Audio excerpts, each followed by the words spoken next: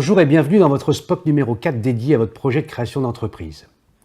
Lors des SPOC précédents, nous avons vu comment préciser votre opportunité d'affaires, comment clarifier votre modèle économique avec le business model Canva. Nous avons décrit le profil de vos futurs clients et compris les différents aspects grâce auxquels vous allez pouvoir leur faire une proposition de valeur attractive.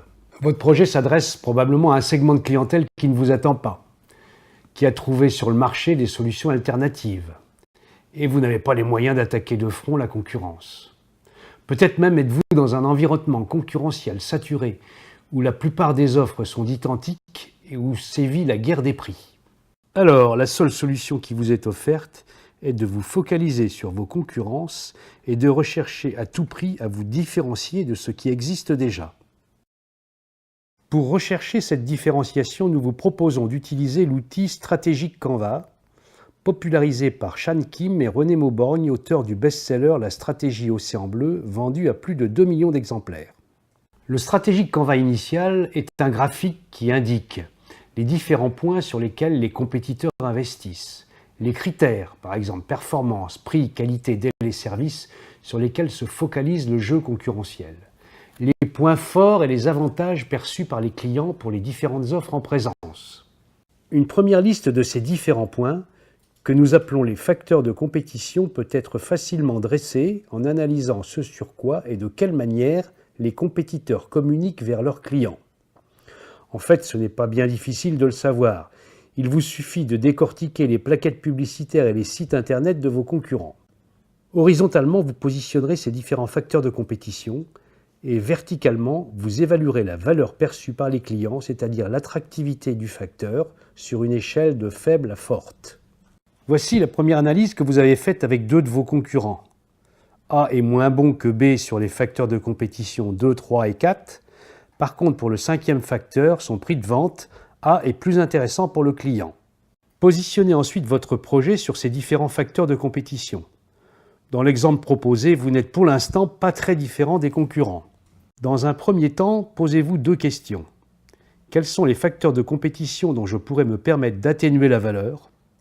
Quels sont les facteurs de compétition dont je pourrais renforcer la valeur significativement au-delà des caractéristiques jugées normales par les autres compétiteurs? Dans l'exemple proposé, vous diminuez vos performances sur les facteurs de compétition 3 et 4, qui sont chers à produire.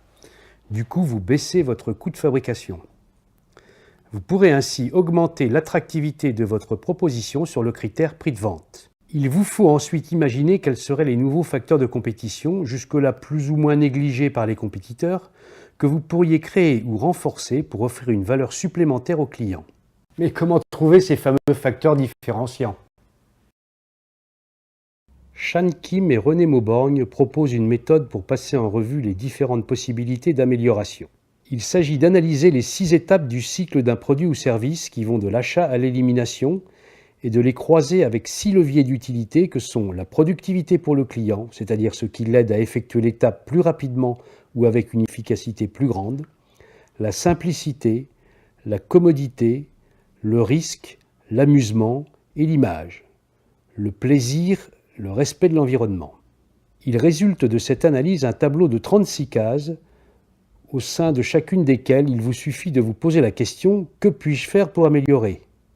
Par exemple, si on parcourt les cases verticalement, comment faire pour que l'achat se déroule plus rapidement? L'achat ou le lieu d'achat sont-ils simples d'accès?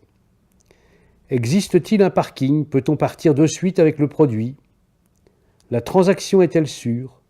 L'achat peut-il se faire de façon plus ludique? L'achat peut-il se faire en diminuant l'impact environnemental? Comment la livraison peut-elle être plus efficace? Comment la livraison peut-elle être simplifiée, etc., etc.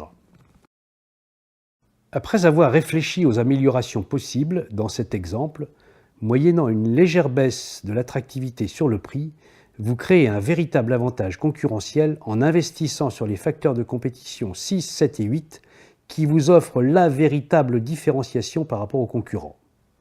Si vous avez mené cette réflexion stratégique, vous aurez défini une rupture des règles de la compétition et redessiné un espace pour un marché nouveau. Vous évoluez donc dans un océan bleu, tournant le dos à la concurrence au lieu de l'affronter. Une telle réflexion n'est pas anodine sur votre modèle économique. Elle impacte les deux moitiés de votre business model Canva. Faisons un rapide bilan des premières semaines. Vous avez décliné votre idée en une opportunité d'affaires grâce au Canva d'opportunité.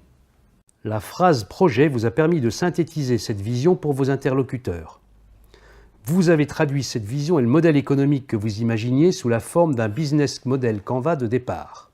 Une rapide enquête auprès d'autres personnes, des clients possibles, des fournisseurs, votre parrain ou votre coach, à défaut des connaissances intéressées par votre idée, a mis en évidence les aspects positifs de votre projet, mais aussi leurs objections. Objections pour lesquelles vos interlocuteurs ont peut-être émis des suggestions intéressantes. Vous avez ainsi rapidement construit une version 2 de votre business model Canva. Vous avez approfondi les caractéristiques de vos clients. Grâce au profil persona, vous avez imaginé les objectifs, attentes, besoins, souffrances de vos clients futurs. À nouveau, vous avez validé grâce à quelques contacts avec des clients potentiels que vos hypothèses allaient dans le bon sens. Cela vous a permis de mieux définir votre proposition de valeur vis-à-vis de ces clients. Vous avez identifié des concurrents possibles. En utilisant le stratégique Canva, vous avez comparé vos positionnements respectifs sur les différents facteurs de compétition qui rendent les propositions de valeur attractives. Et vous avez cherché à vous différencier en imaginant des caractéristiques ou des éléments de différenciation particuliers où vos concurrents n'excellent pas. Un rapide retour vers vos clients possibles a confirmé que vous étiez sur la bonne voie. Votre business model Canva est maintenant au point.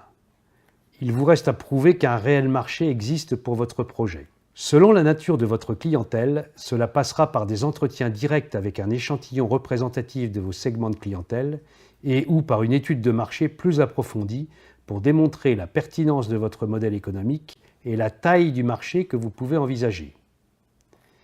Il vous restera à décrire votre stratégie et à la présenter accompagnée d'un business model Canva synthétique, outil de communication vis-à-vis de vos interlocuteurs, et d'un business plan, traduction financière de votre stratégie et description des modalités de financement de votre création d'entreprise.